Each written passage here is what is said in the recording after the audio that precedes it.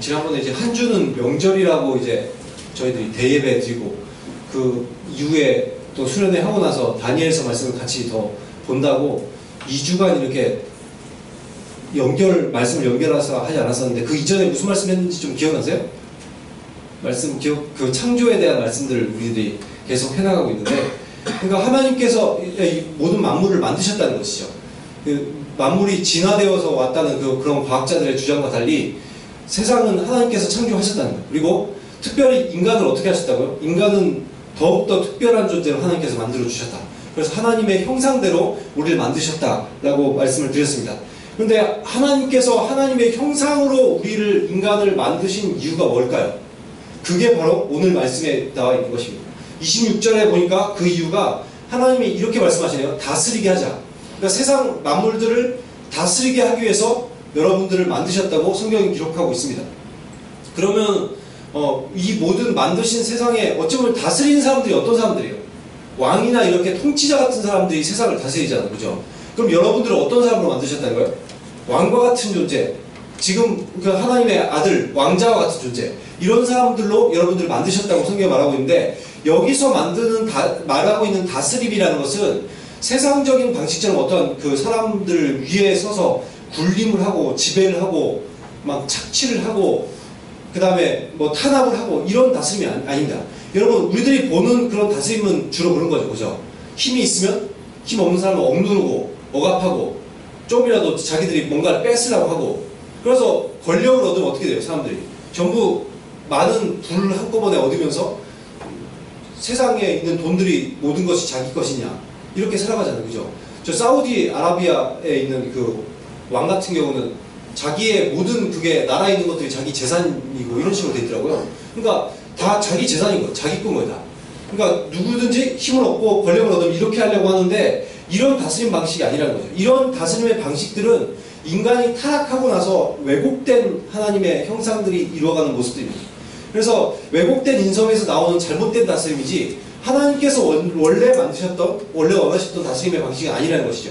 그럼 하나님께서 원하시는 다스림의 방식은 무엇이었냐면, 그게 창세기 2장 15절 말씀에 나와 있습니다. 창세기 2장 15절 말씀 다 함께 볼까요? 다 함께 읽도록 하겠습니다. 시작. 여호와 하나님이 그 사람을 이끌어 에덴 동산에 두어 그것을 경작하며 지키게 하시고, 네, 여기에 보니까 그 하나님께서 에덴 동산에다가 사람을 두어서 어떻게 하신다고요? 경작하며 지키게 하신다, 이렇게 되어 있는데, 이게 하나님께서 원하시는 다스림 방식이거든요. 근데 경작하며 라고 되어 있는데, 이 경작하는 것이, 경작하는 게 뭐예요? 땅을 이렇게 파고 해가지고 채소나 이런 거 기를 때, 여러분 그 모르시나요? 여기 주변에 경작지들 좀 있잖아요. 여기 주변에. 그죠? 그래서 이렇게 벼도 뿌리고 그 다음에 이렇게 해가지고 하는 걸 경작이라고 하는데, 사실상 이 경작하다는 이 단어의 뜻은 일하다, 봉사하다, 섬기다 이런 뜻을 갖고 있습니다. 그런데 보니까 에덴에 두어서 이 에덴을 이게 봉사하고 또한 일하고 섬기게 하겠다 이런 뜻이죠. 그런데 일종의, 그러니까 이 에덴을 지금 이렇게 에덴에서 봉사하고 섬기고 이렇게 하는 일이 뭐겠어요? 일종의 정원사 같은 거죠. 정원사. 지금 에덴에서 부여받은 아담의 직책은 에덴 정원사 같은 겁니다. 그래서 에덴 동산이 어떻게 하면 좀 아름답게 관리되고 유지될 수 있을까? 아니면 더욱더 아름다운 모습으로 갈 수 있을까? 이런 식으로 하면서 에덴을 조화롭고 아름답게 가꾸는 일을 맡았다는 것이죠. 그러니까 모든 피조물 가운데 하나님께서 계획하신 원래의 뜻들이 있어요.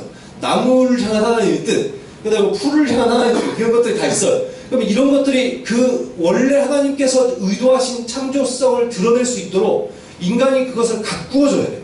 이 일을 지금 맡기셨다는 거예요. 창세기 2장 5절에 보면 이런 말이 나와요. 땅을 갈 사람이 없으므로 들에는 초목이 아직 없었고 밭에는 채소가 나지 아니하였습니다. 지금 하나님께서 이미 자연 가운데 아름다운 초목이 우거지게 하시고, 또한 이렇게 아름다운 것들, 꽃도 있고 막 이렇게 하셨는데, 이런 것들이 어떻다고요? 아직 그것을 경작할 사람이 없대요. 그러니까 이것을 관리하고 아름답게 변화시켜줄 어떤 사람들이 없으니까, 그런 그 풀이나 어떤 동물이라는 걸 통치할 수 있는 통치자가 없으니까 어떻게 된다고요? 그것들이 지금 재구실하고 있지 못하는 거예요.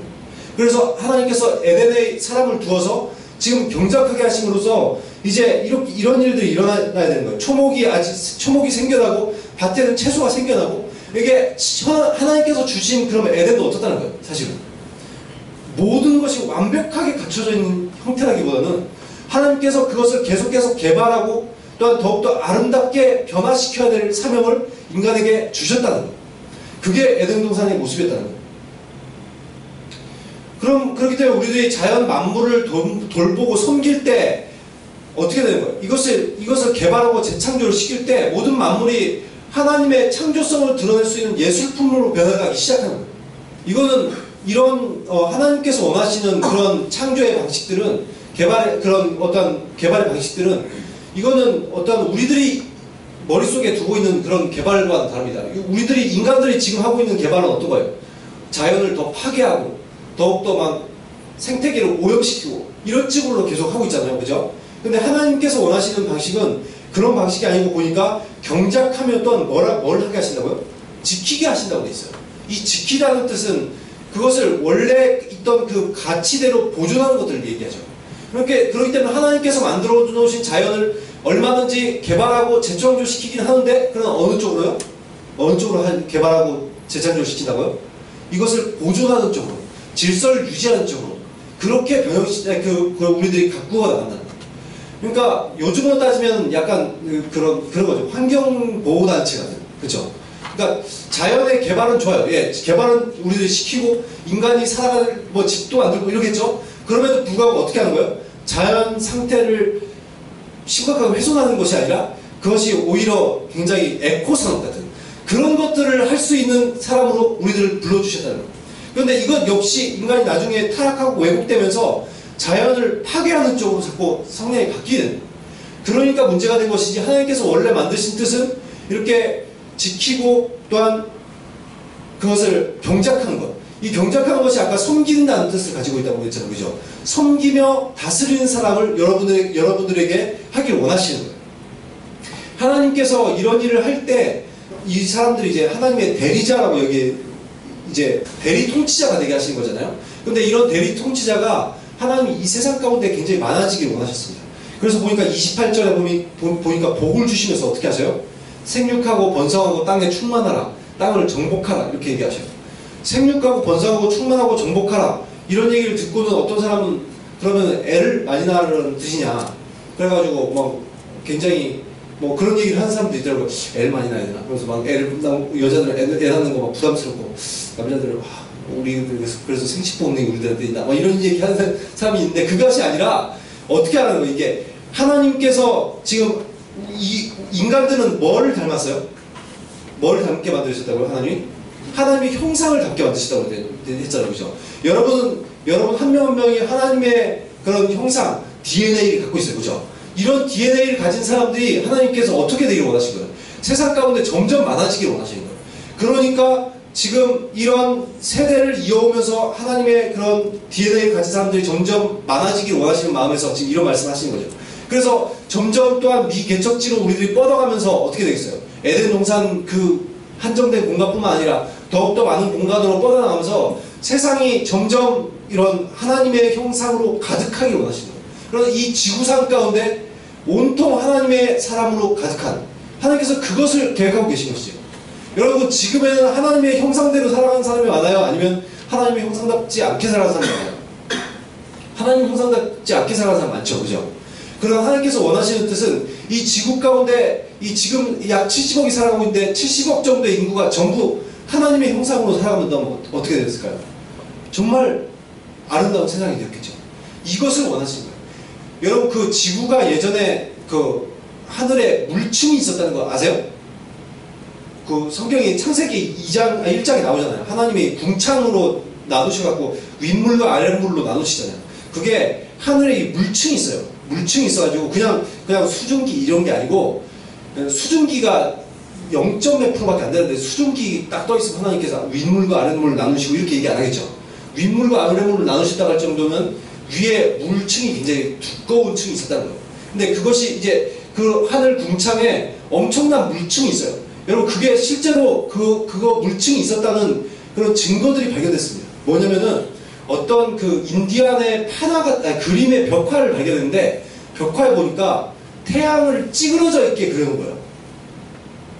그런데 태양이 찌그러져 보이려면 어떻게 해야 돼요?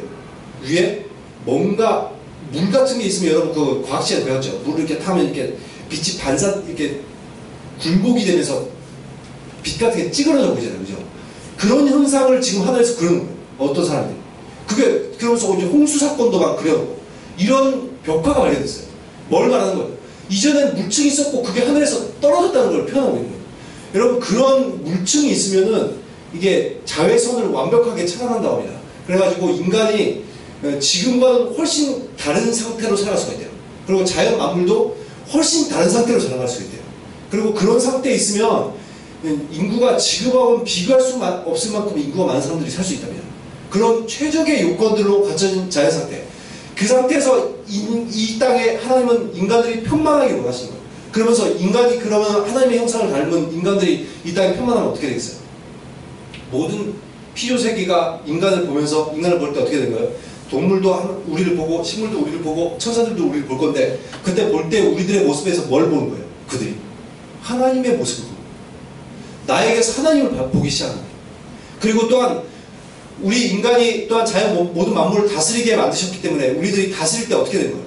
하나님의 형상을 닮은 사람들이 다스리기 때문에 하나님의 주권적 통치가 이 지구 가운데 온전히 임하게 돼요. 하나님께서 이런 비전을 가지고 우리들을 하나님의 형상으로 만드셨다고 말하고 있는 것이죠.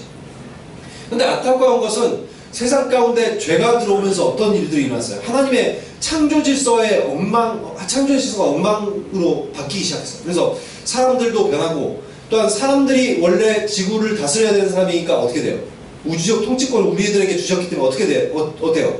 그렇기 때문에 그 밑에 있는 모든 자연 만물까지 파괴되고 어그러지기 시작한 거예요. 여러분 그런 생각 해봤어요? 하나님이 그런 생각 해보셨어요? 이렇게 하나님 왜 바퀴벌레를 만드셨을까요?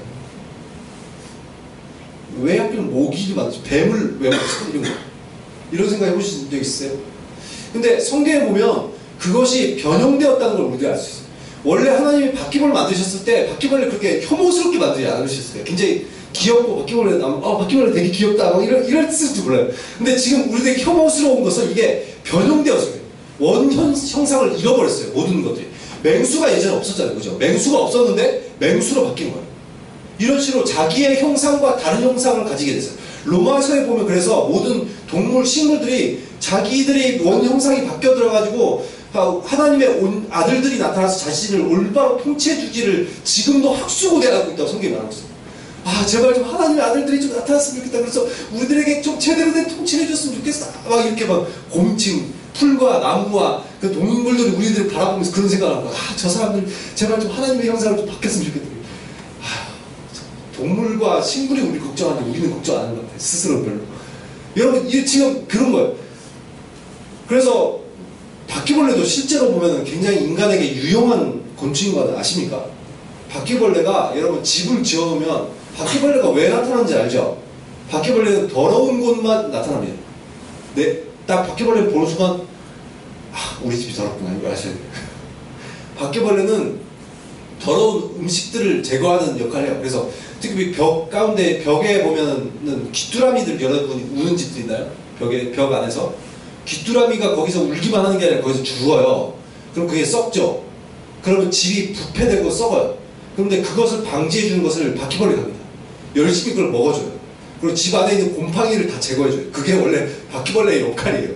그러나 원래 그런 것들을 하는데 그런 것들을 하기 때문에 인간들이 봤을 때 너희가 귀뚜라미도 먹어주고 그래 집에 있는 곰팡이도 없게 해주니까 너무나 착하다. 착해. 거기다 귀엽기까지 하는 이렇게 했을 텐데 형상이 왜곡되니까 우리들 그렇게 하지 못하죠.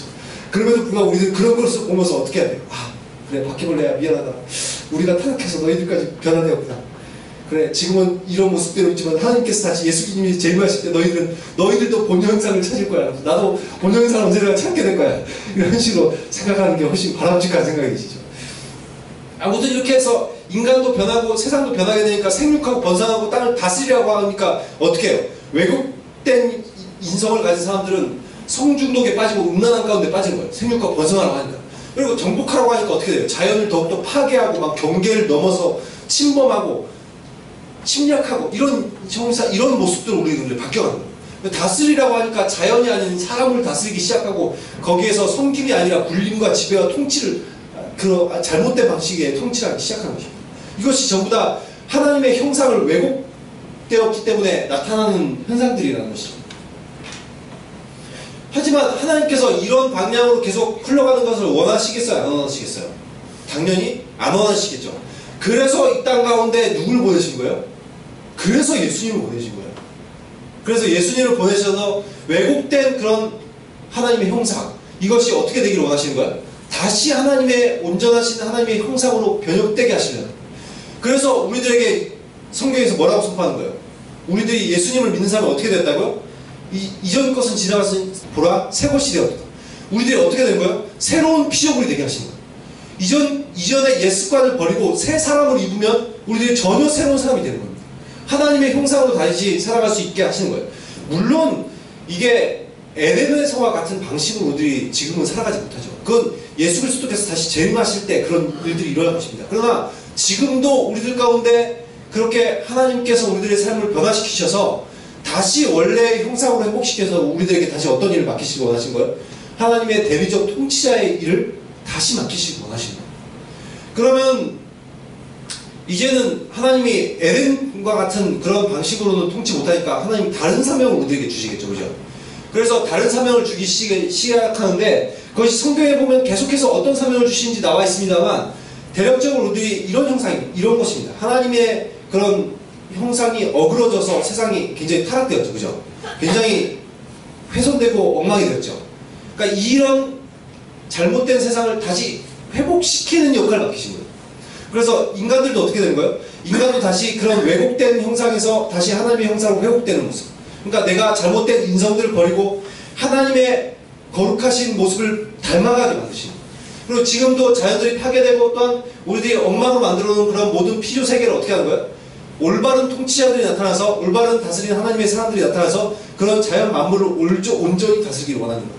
제가 페이스북에서 보니까 어떤 사람이 그런 자연을 많은 사람들이 파괴시켜서 뭐 플라스틱이나 비닐이 바다 가운데 떠다니고 그런 것을 변화시키기 위해서 노력하는 사람이 페이스북에 떴더라고요. 어떤 사람이냐면 이렇게 자기가 다이빙을 했대요. 그리스에서 다이빙을 딱 해서 물에 딱 들어갔는데 딱 주변을 이렇게 보니까 물 안에서 물고기보다 숫자가 많은 게 비닐봉지 숫자들이에요.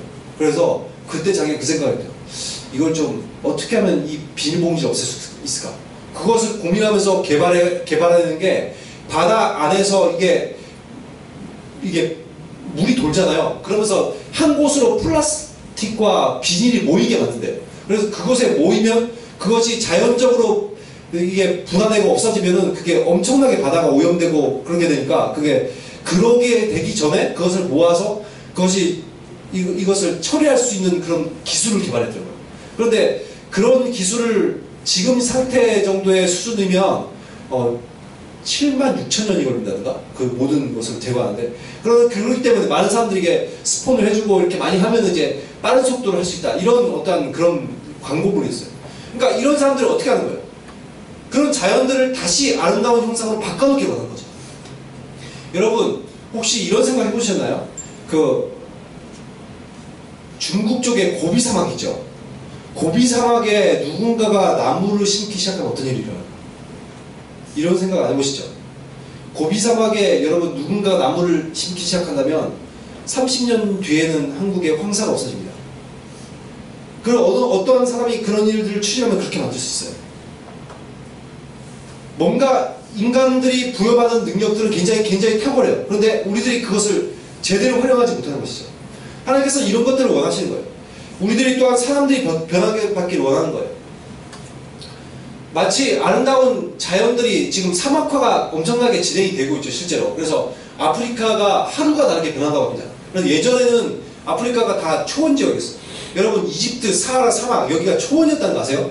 지금 불과 1000몇백 년 전에 다 초원이었어요. 그래서 그 AD 600년경에 그 이집트 지역과 사하라 지역을 원래 초원의 시대라고 그랬어요.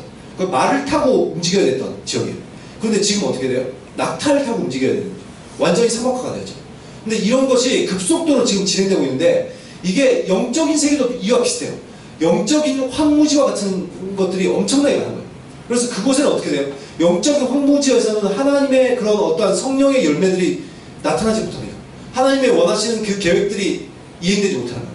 그래서 이 영적 황무지와 같은 세상 가운데 하나님께서 이렇게 하나님의 형상을 닮은 사람들이 들어가서 그 땅을 변화시키기 원하시는 거예요. 그래서 영적 황무지와 같은 문화, 정치, 경제, 교육, 종교, 과학, 언론, 가정 같은 영역들 가운데 우리들이 들어가서 그 영역들을 변화시키는 거예요. 여러분, 만약 여러분 가운데 학교 선생님 되고 싶은 사람 있으세요? 학교 선생님 되고 싶은 사람들에게 주어진 사명이 뭘까요? 여러분, 이런 것들을 우리들이 고민해야 되는 거예요. 내가 하나님의 형상으로서 하나님께서 학교로 보내셨는데 이곳을 내가 어떻게 변화시킬 수 있을 것인가? 제가 예전에 학교 선생님이 되면 무엇을 할 수 있을까 심각하게 고민해 본 적이 있어요. 왜냐면 제가 학교 선생님이 되고 싶었거든요. 그때 고민했던 게 내가 1년에 한 명씩만 변화시켜도 30명의 인생을 변화시킬 수 있겠구나, 이 생각을 했어요. 그래서 제 목표는 1년에 한 명만 변화시키자, 그런 목표를 가졌던 적이 있어요. 그러니까 어떠한 것들을 하더라도 그런 걸 할 수 있죠. 내가 의사가 직업에 의사가 되고 싶으면 의사가 뭘 할 수 있어요. 다른 사람들은 그냥 대충 이렇게 뭐 치료해주고 이런 것이 끝날 수 있어요. 그러나 진정한 의사는 어떻게 되는 거예요? 이 사람의 그런 질병을 완벽하게 그 근원까지 없애고자 하는 그런 마음들, 그리고 이 사람이 그런 육체만 고쳐질 뿐만 아니라 이 사람의 그런 영적인 그런 치유까지 받을 수 있게 할 수 있는 그런 것들을 좀 꾸며봐야 되지 않을까요? 이런 식으로 하나님께서 다시 원형상으로 다 돌려놓기 원하십니다. 모든 세계를. 이런 것에 우리들을 부르기 원하신다는 거죠. 그래서 섬기며 다스리는 하나님의 형상들은 내가 있는 곳곳마다 그런 황무지로 변했던 곳이 다시 에덴으로 변하기 시작하는 거예요. 여러분을 그렇게 할 수 있는 하나님의 대리적 통치자로 여러분들을 초청하고 계시다는 것이죠. 그렇지만 이것이 문제는 저절로 이루어지지 않아요. 여러분, 여기서 경작하다는 뜻이 아까도 이렇게 섬기다, 봉사하다, 일하다 이런 뜻이라고 했죠. 그런데 이것이 경작하려면 여러분 쉬워요?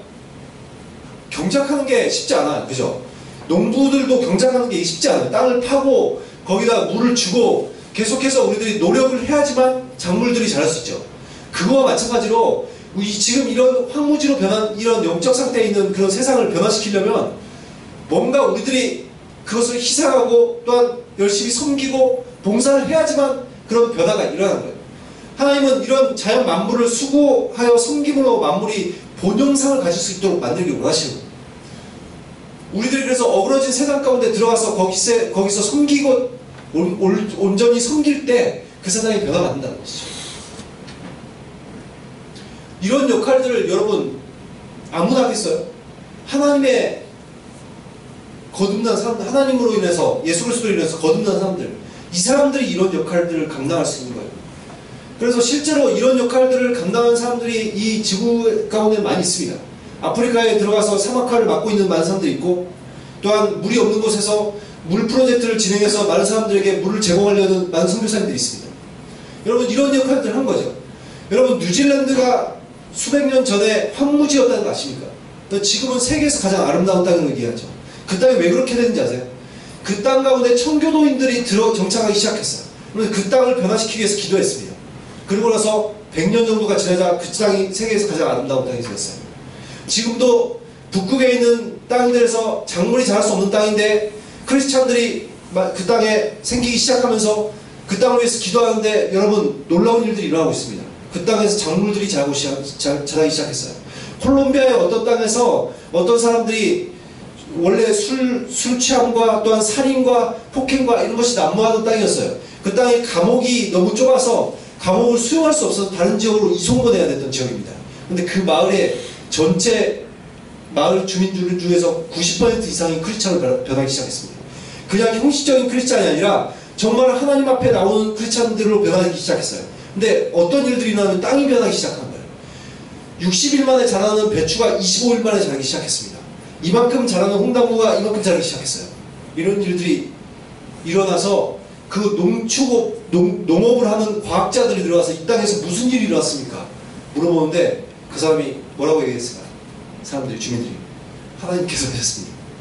그러니까 농부들이 어이가 없어서 그냥 떠나는 거예요. 과학자들. 근데 이런 일들이 지구에는 일어나고 있어요. 여러분, 하나님께서 원하시는 것은 이런 통치함이 나타나는 것이에요.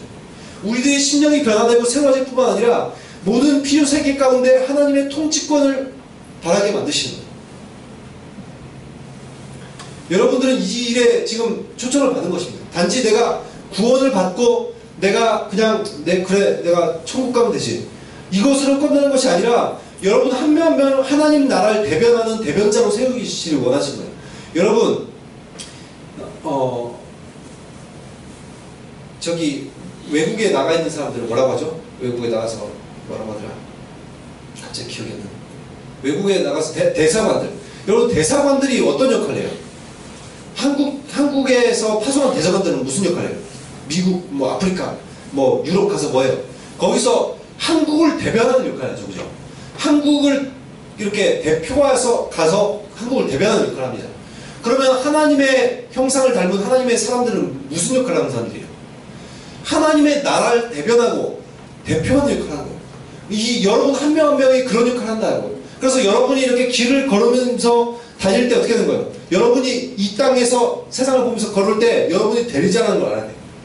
그래서 내가 걸을 때 다른 사람 걸어가면서 그래, 내가 있는 학교, 내가 있는 가정, 내가 있는 직장, 그리고 내가 걷는 이 땅, 여기가 어떻게 된다? 내가 걸음으로 해서 이 땅이 변화받을 것이다. 이렇게 생각을 하는 거예요. 그리고 다른 사람들 만날 때 내가 만나는 사람들이 나로 인해서 변화받을 것이다. 내가 밟고 있는 이 땅이 내가 걸음으로 인해서 여기서 작물들이 잘 자라게 될 것이고 이 지구가 아름답게 변화될 것이다. 이런 것들을 생각하면서 선포하면서 기도하고 또한 그 땅을 변화시키기 위해서 우리들이 경쟁하는 자세로 우리들이 나가야 된다는 것이죠. 이렇게 할 때 실제로 그 땅이 변화받고 사람들이 변화받는 놀라운 역사들이 일어난다는 거예요. 여러분 성경은 이것을 지금 말하고 있습니다. 여러분들이 이렇게 될 수 있다고 말하고 있어요. 그래서 정말 여러분들이 내가 과연 무엇을 할 수 있을까? 이런 생각들을 하는 것이 아니라 정말 이런 대리적 통치자로서의 삶을 살아갈 수 있는 저와 여러분들이 되었으면 좋겠습니다. 그러기 위해서 먼저 우리들이 하나님과 친밀해야 돼요. 하나님과 친밀해야 저희들이 하나님의 뜻을 알고 또한 하나님께서 말씀하시는 뜻대로 살아갈 수 있습니다. 하나님과 친밀한 사람에게 하나님께서는 그 사람의 성품을 변화시키시고 그 사람의 성경적 원칙대로 살 수 있도록 능력을 부여해 주신 거예요. 그런 사람이 대리적 통치자가 되어서 세상 가운데 나가는 것입니다. 그럴 때 여러분이 있는 모든 영역들이 변하기 시작합니다. 그러므로 여러분 하나님께 친밀하게 나가십시오. 여러분이 말씀을 통해서 기도를 통해서 예배를 통해서 여러분 하나님께 친밀하게 나가시는 거예요. 그리고 여러분 정말 하나님께서 원하시는 하나님의 성품을 닮으셔야 돼요. 내가 변화되어야 돼요. 여러분 스스로 변화될 수도 없습니다. 하나님께 간구하셔야 돼요. 하나님 제 성품이 변하게 해주십시오. 예수 그리스도를 닮게 해주십시오. 그리고 저희들이 이 성경에 나온 말씀대로 살아갈 수 있도록 능력을 주십시오. 그렇게 했을 때 여러분이 정말 여러분이 상상하지 못했던 놀라운 일들을 여러분들이 10년, 20년 뒤에 하게 되는 거예요.